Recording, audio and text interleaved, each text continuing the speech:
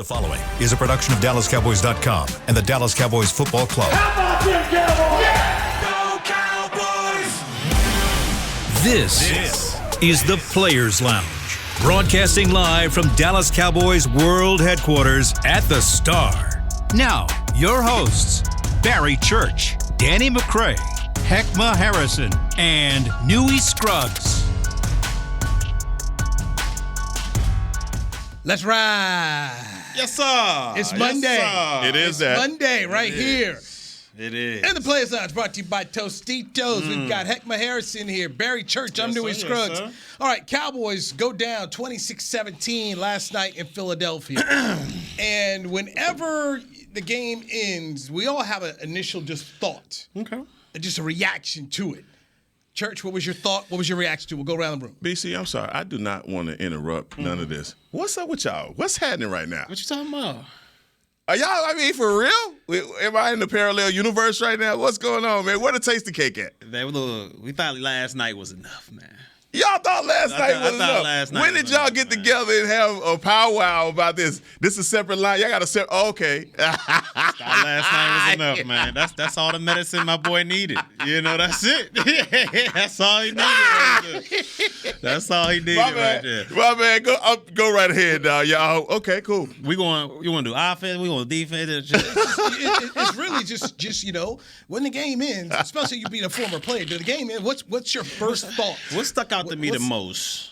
I'm going to tell you what stuck out to me the most about this game, man. I'm looking on the defensive side of the ball. I feel as though for the first time in probably 2 years since he's been here, I felt like Quinn got out-coached, man. I felt like he got out-coached. It was kind of like a prize fight out there. It was, punch, counter-punch, punch, counter-punch. But I don't feel like he ever had the answer, all right? They did what I thought they would do to Michael Parsons, which is put him in the RPO. Force him to make a decision out there. He can't just come off the edge, chasing people down, getting these quarterbacks sad. We ain't going to let him do that. We're going to make him think a little bit out there. And Philadelphia did a hell of a job doing that. They presented him with that RPO, that run-pass option, all night long. It had him thinking about it all night long. And that slowed Micah Parsons down. All right? That slowed him down a little bit. But then, second half comes around. Dan Quinn makes a little bit of adjustment. He starts to heat up. Hurts a little bit. He starts to heat him up. And it worked. That first drive coming out of halftime, 3 and out, boom, they get the ball back to Dallas. But then Sirianni and the Eagles, after that drive, because Dallas took up the whole third quarter with that long drive from Cooper Rush. But when the Eagles got the ball back, Sirianni, they went right back to the ground game. Okay. And something that's been a chink in this armor for the past 2 years. People being able to run the football on the Dallas Cowboys. And it wasn't Hurts that was doing all the damage. Miles Sanders got involved. Kenneth Gainwell got involved. Bart Scott. Yeah. Number 35, something Scott. Last name Scott. Boston Scott. He was getting involved in it as well. And I feel as though when they did that, Quinn had no answer to it. He had no answer to it. So when they come back around, I'm sure he'll be in the lab and he'll get going again. But to me, I felt like he got out-coached. And that was the biggest thing that stuck out to me. Because if we look at it, that very first drive, Philly came out hot. What was they doing? They was doing that RPO and having A.J. Brown cross-face on Parsons, slowing him down even more, wide open a couple times, touchdown. He never really got a hold of that play. To me, that's what stuck out the most, man. He got out-coached. Now, he's still a hell of a coach. He's still, the mad scientist out there, but he took a little bit of an L yesterday. Heckma. I in a way that I didn't expect for the scheme to be too much for our defense. I think that's where I was kind of surprised. And I have to give kudos to them and how they approached Michael Parsons. And I called it paralysis by analysis. You got a guy out there, he's thinking too much. And if you don't see the Wildcat with a quarterback, that's what I call the RPO every week, then that you have to ask yourself, what's my responsibility? It's like anytime, if you're watching high school football, watching college football, someone has their triple option. You don't see it every week, so therefore it's hard for you to scheme for it during the week, right? Because you don't practice against it. So going up against the Lions, you're not going to see these guys come out in any RPO look to that extent that they were running it. I thought the defense in the first quarter did a pretty good job, but it was bend, don't break situation that was happening with our defense. But I think once the turnover started to happen, that's when the field position got flipped, and it was game on after that, you know. And so I have to give them credit for knowing where our weaknesses were going to be, and they circled the one guy that we believe is our strength. And they made Micah Parsons, instead of him being able to throw caution to the wind and just barrel down and go right after the quarterback, there he was studying in real time, and it slowed him down. And you mentioned the boxing match, and my first thought was, okay, Philadelphia, they came out here ready to go. And I don't think the Cowboys were just ready for all that intensity that was in the building. I talked to a couple folks who were at the game. I did not go to Philadelphia. Like, okay, man, this place was loud. These dudes were ready to go. They remembered that 50 spot that they ate last year, so they were ready to go. And they came out firing. To me, you look at some of the numbers here, it was kind of favorable along the way. But I spoke last week about third down, guys. That the Cowboys' third down conversions were not as high, the 29th in the league versus Phillies. Last night, third downs, 4 of 10 for Dallas. Philadelphia, 6 of 14. So much of football is decided on third down. So you lose the third down, you lose that battle. 3 turnovers in Philadelphia. You can't you didn't get one. Cowboys defense didn't get one at all. So that's you lose third downs, you lose the turnovers, then you go to time of possession. 34 minutes for Philadelphia. I mean, these were the things that we said, okay, this is what Dallas can't do. I mean, it's just overall as a team, you know? And then 10 penalties, guys. 10 penalties. Yeah, they reared their head up again. 10 penalties. I mean, the things that you just can't go on the road to a good football team and do.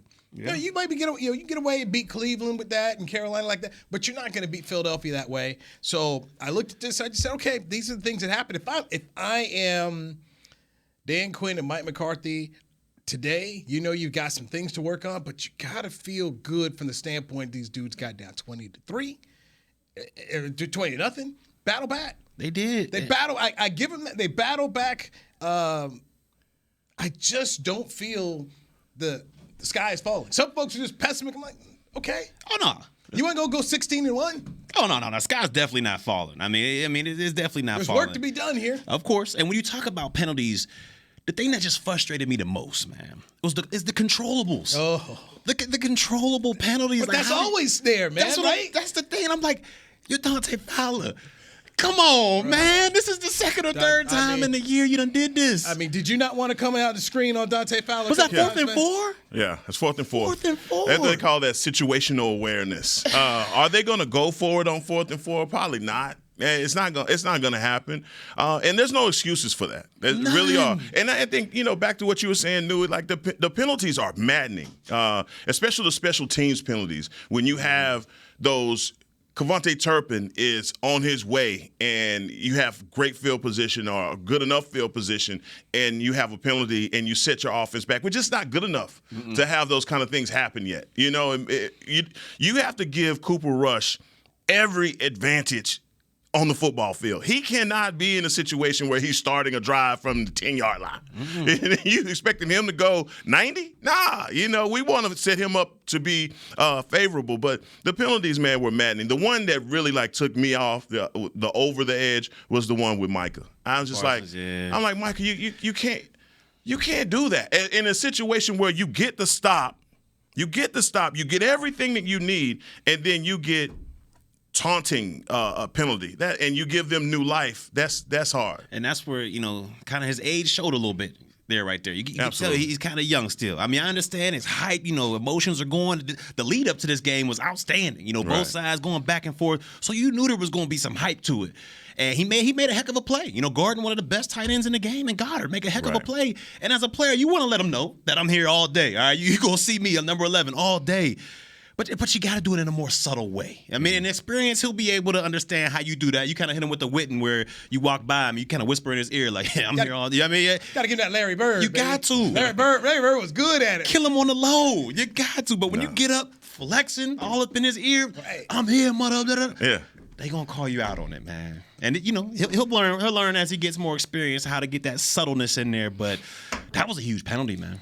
No, that was I don't want to call it game changing, but it happened at a time where your defense is showing up. They're giving you all the things that you need, and that were just times that our defense looked they looked like they were on their heels. All right, and I have to give credit to the Philadelphia offensive line because they were blocking our guys to the echo of the whistle. All right, and as a defensive guy, you hate that. You hate that because you're looking at the ref like, come on, man, you don't see this, and the refs are not doing anything about it. They're holding you, but they're getting away. You know what I'm saying? It's like all of those things were happening in this game, and you could tell, like, look. These guys were getting frustrated. You could see in the interior linemen. Oh, Digizua. He got frustrated. They were getting frustrated. Yeah. They were getting – because it was a lot of that standing around the pile, guys blocking you while you're standing around the pile. And I'm sure, like I said, for those defensive guys, and Tristan Hill, he was ready to fight after the game. The enforcer. because once it came down to it, you just sitting there and you're like, come on, Tristan, man. You guys are trying to make a stop. But then they are getting their run going, and it's not like they're getting the run going on the edges. They're getting the run going in the A gap. And when you're getting the run going in the A gap, it just takes your heart out as a defense, man. You ain't lying. Philadelphia had a good game plan against Mike Parsons. They did. They had a good game plan, and all you got to do is read social media. Twitter, Eagle fan is trying to call. Someone said, "Oh, he's Michael Parsons." No, don't disrespect my guy like that. They're not even going to give him any respect. He's still a top 3 defender in the league now. Michael Parsons. Oh, that's good. And I just look at this game from this is a growth perspective type of football game. It's where Dan Quinn and these guys are going to be able to get in here and say, "Hey guys, these are the things that if people are going to beat you, number one, we can't beat ourselves, and then allow them to beat you. The Cowboys still got to stop the run. I am convinced now. If you want to beat the Dallas Cowboys, you need to run the football, and they have got to figure out how to fix that.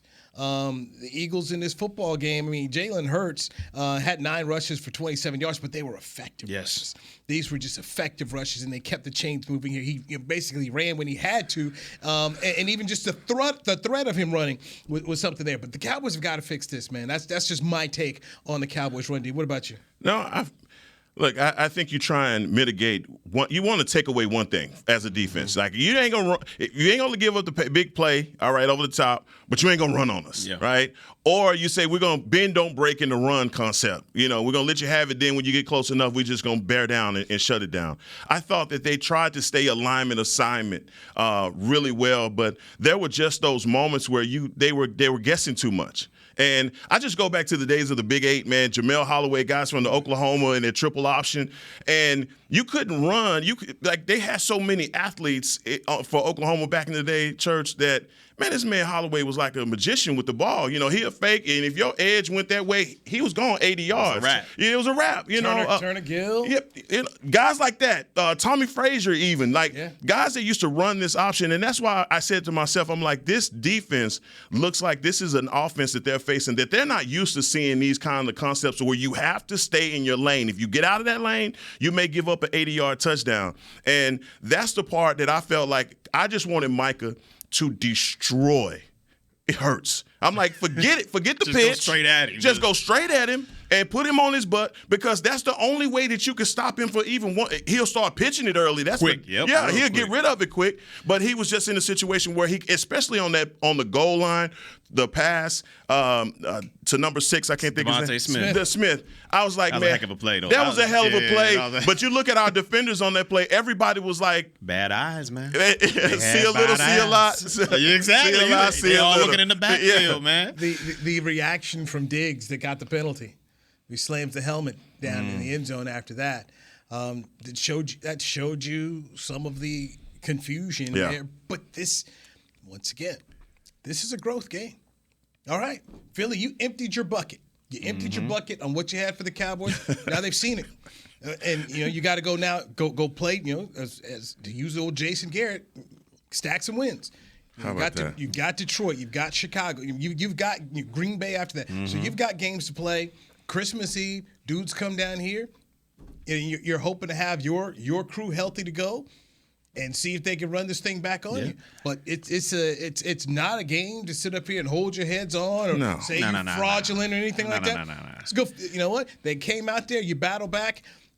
the Cowboy defense just could not make the stop they needed to once it got to 20-17. I mean, they marched down on them. This is what do you guys call it on Mondays? Was it Garrett Vision? Garrett Vision. Oh, yeah.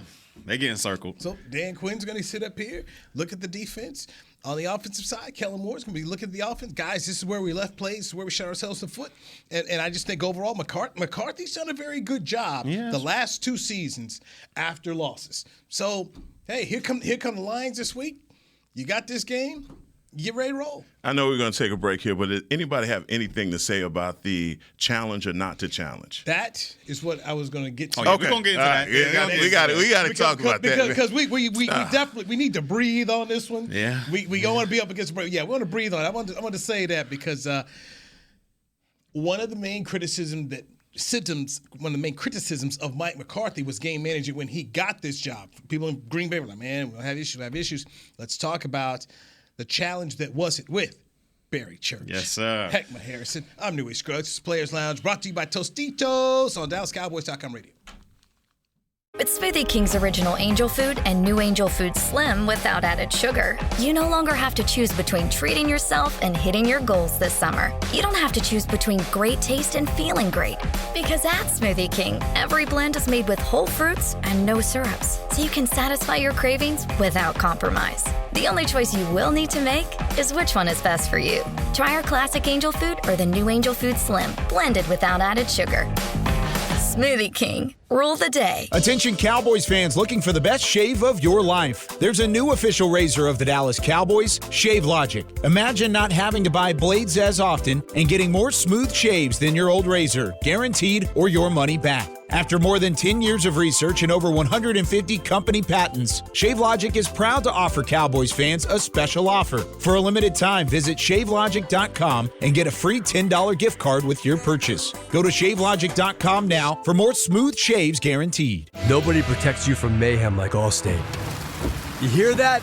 I'm a torrential downpour. Torrential? What's that even mean? It means you can't see out of your windshield. And if you have the wrong car insurance, you might have to make it rain to fix your bumper. So switch to Allstate, save money, and be better protected from mayhem, like me. Based on coverage and limits selected, subject to terms, conditions, and availability. In most states, prices vary based on how you buy. Allstate Bar and Casualty Insurance Company and affiliates, Northbrook, Illinois. I'm Dak Prescott, quarterback of the Dallas Cowboys. And they snap it to Prescott, who looks right. It's not there. He escapes left. He'll run for a first down. Just like football, when it comes to crypto, it's important to have a team you can trust. With blockchain.com, I know I'm in good hands. Since 2011, they've been trusted by millions around the world to buy, sell, and trade cryptocurrency. Prescott's going to run this himself. Run it up the middle, and he scores. Whether you're new to crypto or an active trader, they've got you covered. What are you waiting for? Get started at blockchain.com. Back to the Players Lounge.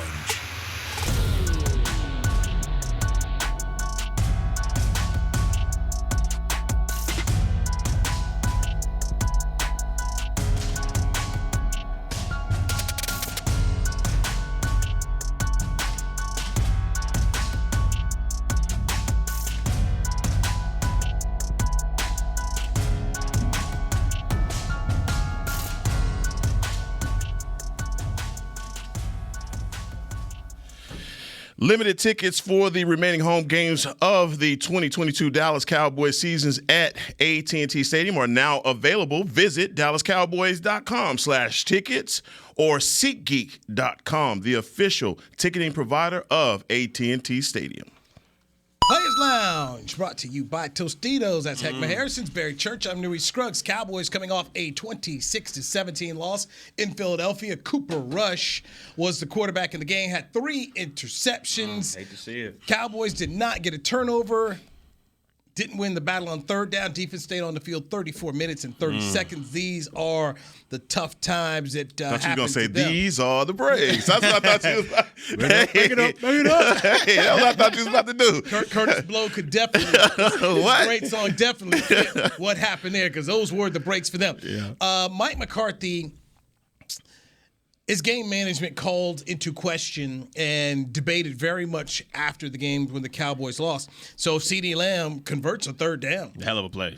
Okay, and just kept fighting, stretches the ball out, on TV. I thought it was clear to me watching on TV. Even in real time, before you saw the instant replay, did it look? He stretched out for it. He stretched out.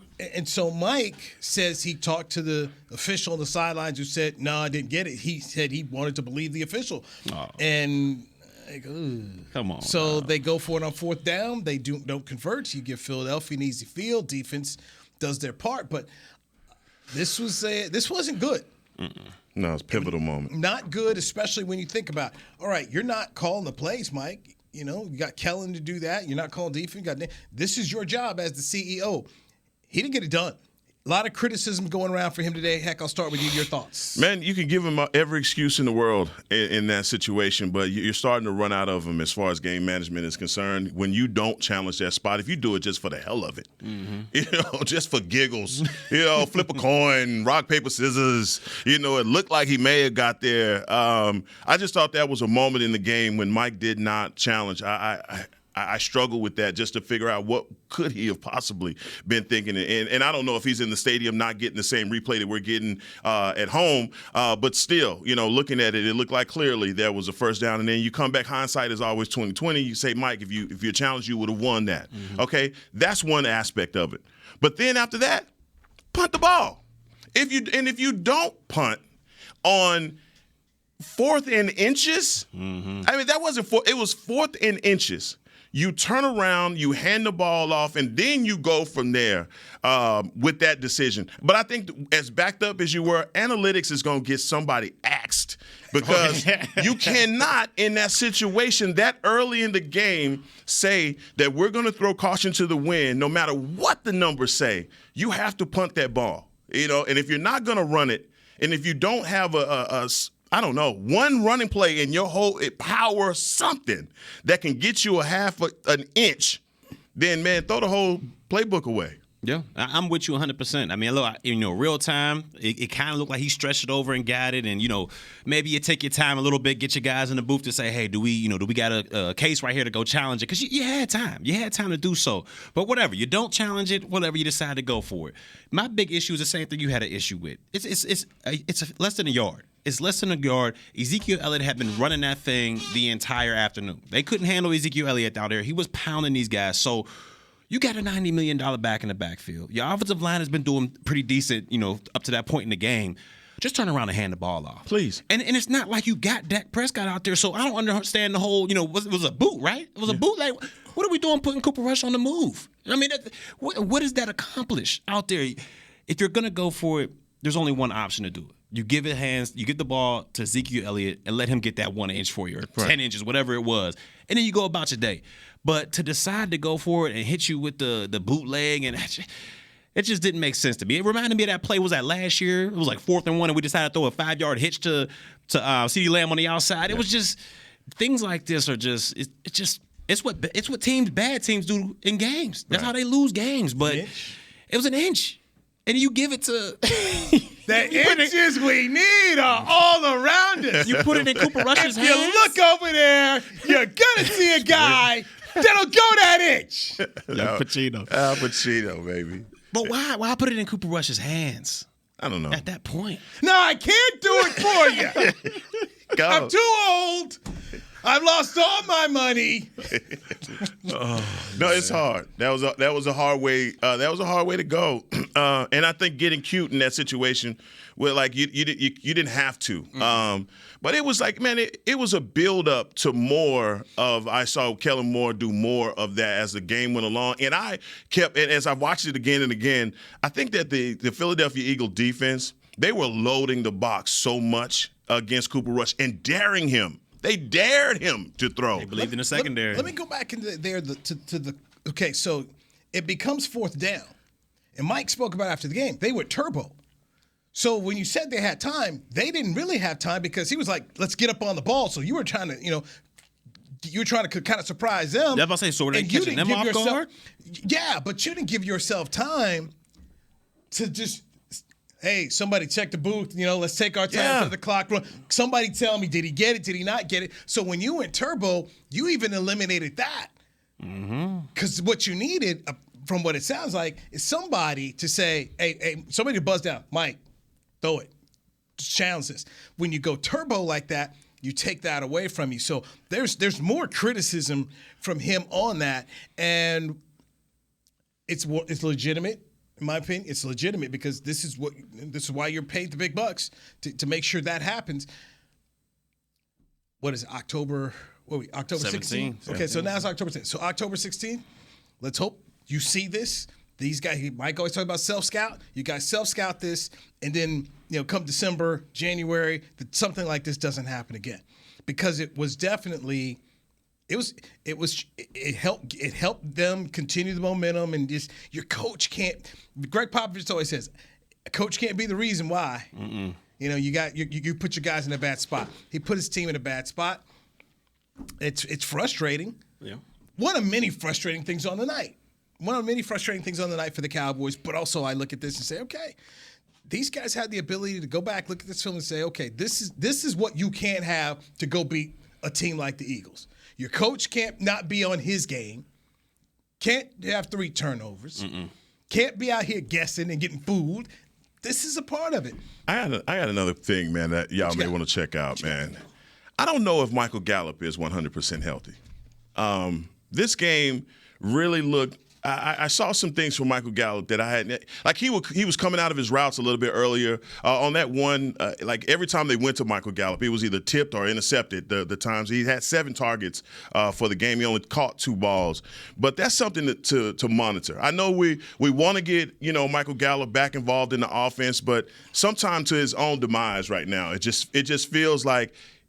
Last night, I don't want to say lackadaisical. He just didn't look like himself, man. Yeah, I agree. All right, this is what I raised my hand for.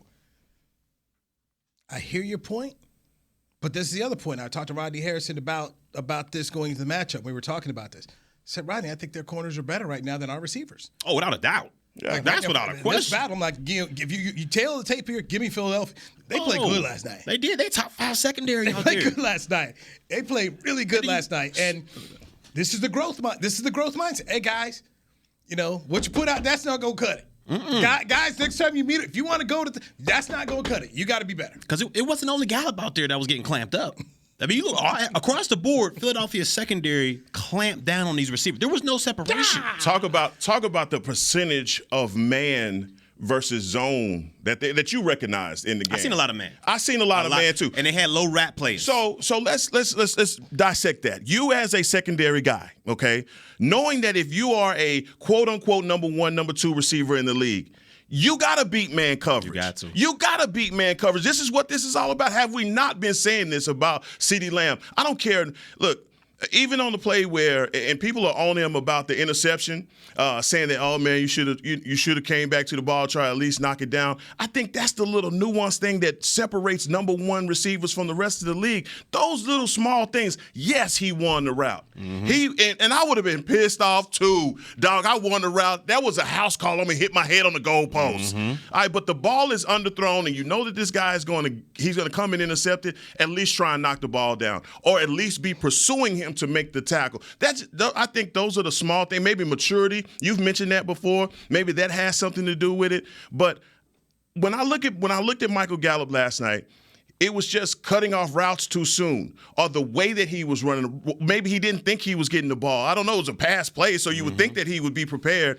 That's not the same 13 that I'm used to. And I don't know, like, if anybody else is looking at the tape and going, damn, is Mike Gallup all right? I just saw he was targeted 7 times. He only caught 2 balls. And so I'm not saying that their DBs are garbage, but I am saying if you got man-to-man and you are an NFL wide receiver that's being paid handsomely, you got to win. You got to win those routes. And once again, the body language showed itself. 88. Yeah. When things ain't going right. Oh, man, here we you don't put your quarterback under the microscope like that. But when you talk about this secondary from the Eagles, with the addition of Gardner Johnson, the guy they got from the Saints, 2 picks last night, James Bradbury, there's no glaring weaknesses in the secondary. Right. And, going into the thing, I thought the ground game is where you're going to have to attack these guys. And the Cowboys did for the most part. They handled their business on the ground. You had 136 on the ground. Exactly. Something like that. 134 average. 134. 5.2 yards. But if you're a number 1 receiver, if you 88, You got to win on some of these things. This was one-on-one coverage. What is a film session like after something like this? If it was Garrett, he going to have that laser pointer out. He going to circle. We got to win this. Here's 88. This is where we got to win. Out here doing Chipotle commercials with legends. Hadn't done anything yet. Here he is, Sunday Night Football. Look at you, getting clamped up. And all the Eagles did. Like you at Red Lobster. And all the Eagles did. What you going to do, 88? This you're number one, 88? You said you were built for this, right, 88? Look at this. Darius Slay eating your lunch. I mean, that film session like that, I mean, it should be – dude, this is, to me – horror show. If you're the coaching staff, man, what a great opportunity here. All right, guys, we're feeling good. Now we got – if we want to go where we want to go, you got to be better than this. Yeah.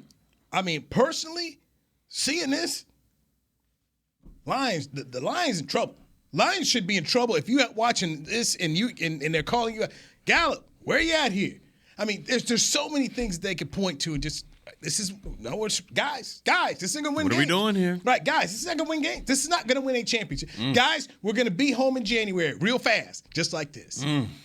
Guys, we can't defend the. I mean, this is, to me, if you're the coaching staff, this is an excellent opportunity to really just put it on guys about getting out here and getting better. This wasn't Cincinnati. It wasn't the Rams. It wasn't a compromise offense. I mean, there's a whole lot of places where you can go. Yeah. Cooper, what you doing? Why is this ball right here? You know they out here like Justice League out here in this defensive backfield. The Justice League, yeah. I mean, where are you throwing the ball at? I mean, there's just so many opportunities where the Cowboys can look at this and go get better. The Eagles were ready to go. They played their butts off. Cowboys shot themselves in the foot. I heard Nick Eatman say today on 105.3, the fans like, the Eagles beat the Cowboys and the Cowboys beat the Cowboys yesterday. It's like they took 2 losses. And that's going to happen, right? It is. In a season, you're not going to play 17 perfect games. You're going to look at one like, man, we didn't do well there. And that happened. It's hard enough beating ourselves and beating somebody else. And so we gave a lot away. We left a lot of yards on the field. And they're going to come back today when they watch the film, and they probably already seen it, that look, they beat themselves. Yeah. The crazy penalties, they beat themselves. We cannot be, as much as we beg for penalties, we cannot beg for penalties. We can't beg for a roughing the passer. Yes, roughing the passer was one thing last week. It's another thing this week. All right? Ain't it? It's a different thing this week. So, I mean, it just don't happen for us. If it happened for somebody else, I mean, and I just want to make my final point on Ezekiel Elliott, because I thought that this was a game that Zeke lived up to it.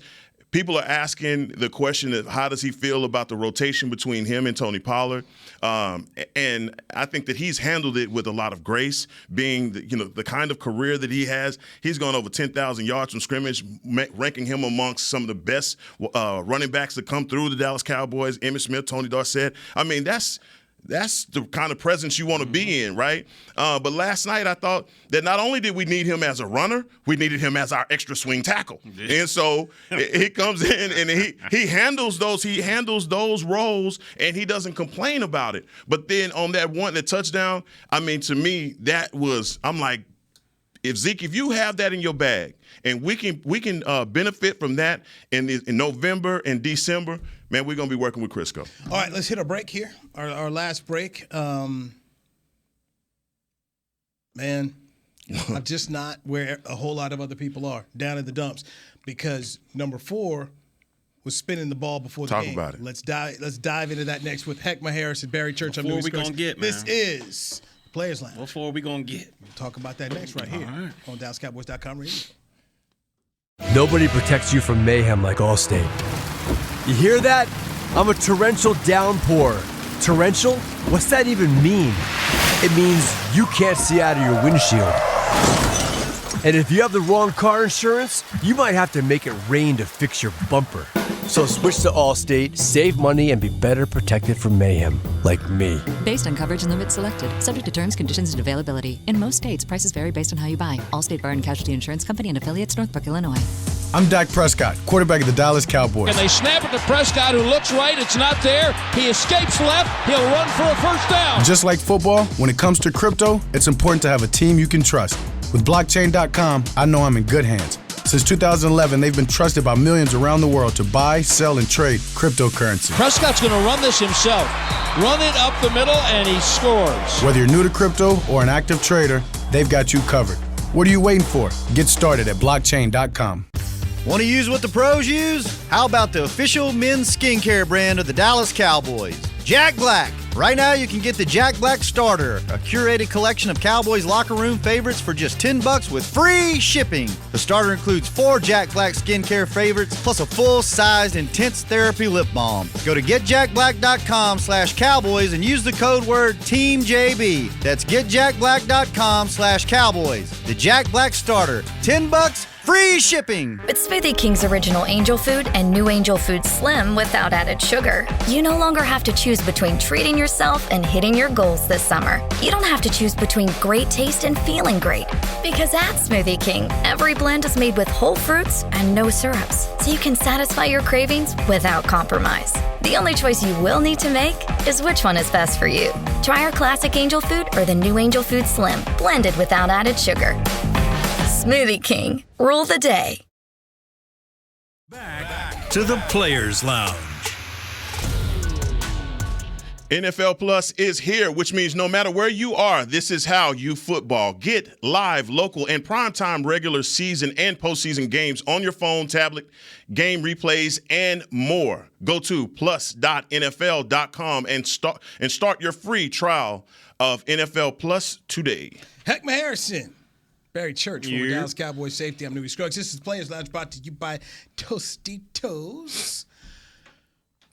Now, it's what will be, okay? What was, took the loss to Philadelphia. Your 4-2 football team.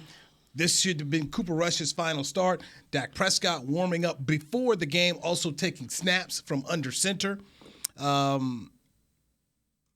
I expect number 4 to be back. Mike McCarthy will talk today at 4 p.m. right here at the Star about the plan for Dak Prescott, but I will be shocked if we don't see him under center against Detroit. And Dak said his plan is to play this week. So, guys, 4 coming back. Heck.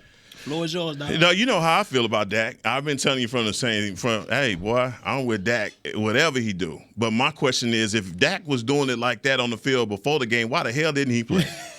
What difference is another 6 days going to make for his thumb? Okay? What was the big deal?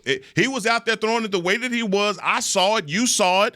Everybody around saw it. All the soreness, everything. Because if our best shot last night, we needed Dak to be able to complete some of those throws. We needed a different aspect of our defense because Philly came in there with the plan for Cooper Rush, and they had Cooper Rush seeing doubles of everything out there. And you just said all he was looking at was man. So what the hell was he looking at if all he was seeing was man? Mm-hmm. Was guys just not getting open? Hendershot and Ferguson. I mean, these other guys. Noah Brown, his favorite target. I kept asking myself the first quarter, what the hell is Noah Brown at? And then finally, Noah Brown gets in on the act. That's all I'm saying. Whatever I don't want to call it gamesmanship. I don't know if it was just, hey, we're going to give you one more star just to see if you're going to ride the hot hand. But he told you what he was doing all week. He said, Mike McCarthy said, I need to see a full week of practice. And he said last week, he's still in the rehabilitation phase. No. So come this week, I expect Mike McCarthy. I'm just listening to his words. I'm going by what he said. I expect him to have a full week of practice to be ready to go. You're the head coach. You're the head coach of the Dallas Cowboys. You're standing in the tunnel, and you see your $40 million quarterback out there zinging it the way Dak was. What's your thoughts? It's October 6th. My thought is it's October 16th. I want to make sure that when he's out there, that he can stay out there. So we had a plan. We're going to stick with the plan and let Cooper Rush go on out here and get one more in. I don't have a problem with that. I don't. Could Dak have made a difference last night? There's a lot of areas you could say he could, but I had no issues with this is the plan, this is what we want to do.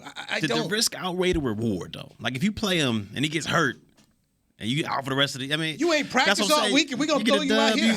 What if you're off? I mean, we haven't seen him do it out here where he needs to do it in a full game, in a practice setting. The way Mike McCarthy said, I got no issues with that.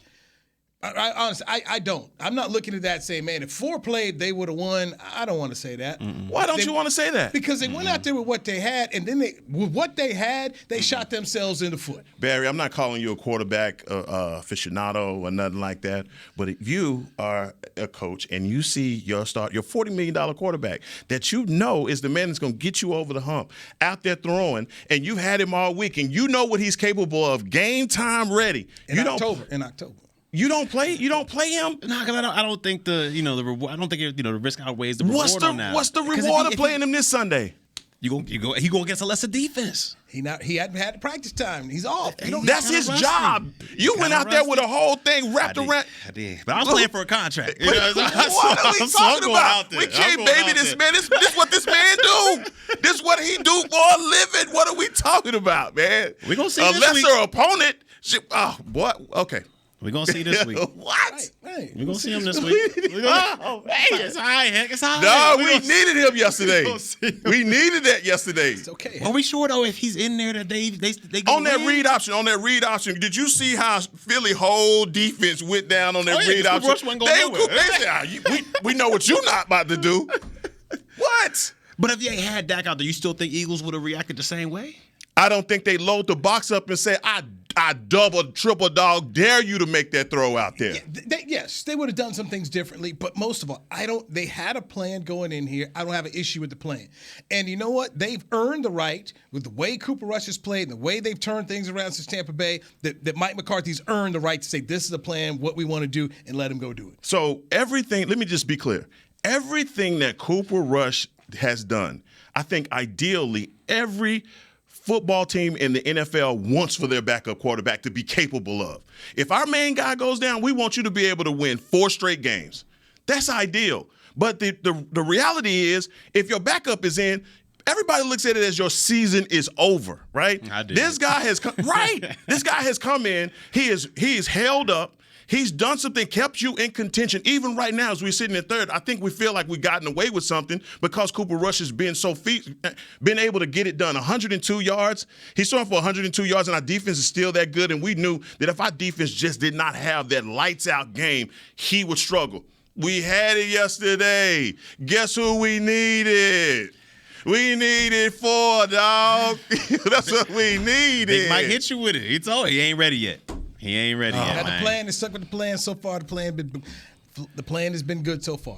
I can't argue with it. By the way, your head coach yesterday.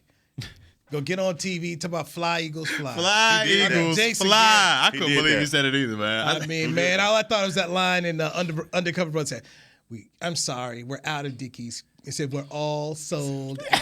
Like, man. We just sold out. You could have just said the Eagles were going to win. Right. But to hit them with the fly Eagles, fly. I'm like, come on, man. Now you out here clowning JG, the team. Come on, man. JG did that. Yeah. He did, man. I mean, that's what you do when you're a part of the media, man. You switch, and he switched. Yeah. He did that. You know. He was right. You know that was me. He put extra on it. He didn't have to put no extra on. He did throw some sauce on there. But you know, right? He's stuck like, I'm gonna get you one time. I mean, you trying to claim Cooper Rush on during the program, you know, trying to walk and talk with Zach, doing all that, using all your connections to get yourself in. Right before. Then you go, fly, Eagles fly. Like, okay, man, look at this dude. Put some sauce on it, look man. Look at this guy. Yeah, this guy. That ain't how you said it, but I know what you That's what he does. I know what you said. But yo, he went with it. Everybody else on social media said it too. Yeah. They all said it these too. are facts. They all said it too. All right, let's ride. Russell Wilson in action tonight. Let's pick our Monday Night Football game. They need a dub. He better get a dub. Denver is at the LA Chargers. Chargers are a 4.5-point favorite. I'm going to go first. Let's ride going. He in trouble. Give me 26-21. Chargers win this one. You know who I'm riding with. I know you're Jay Herb, best young quarterback in the game. 28-20. Chargers. Man, the way that them boys was looking at Russell Wilson on the bench last week, man. Well, you see Melvin Ingram? Man, the way they was looking at that man, the way they was looking, that was so disrespectful. I don't know what kind of week of prayer vigil they had in Denver, man, but I don't know if it worked. I'm going Chargers. And then you saw Got a score? Sherman just throwing gas on the fire. But he doing that anyway.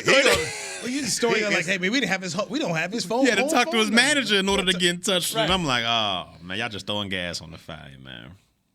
I don't know. Got a score? Got a score. I say 20. What did you go? 24-17. I go 17. I give them 17 points. Speaking of scores, man, I was pretty much dead on with this Eagles Cowboys, man. What was your score? I think I had a 24-17. Church, you had a 24-17. Yeah, that is what you had. yeah. Church, you had 24-17. I'm running away with this state right now, man. Heck, you had 34-13 Cowboys. D-Mac had it 17-16 Cowboys. I had it 16-10 Philadelphia. So half of us got it right. Half of us got it wrong. I with Pat.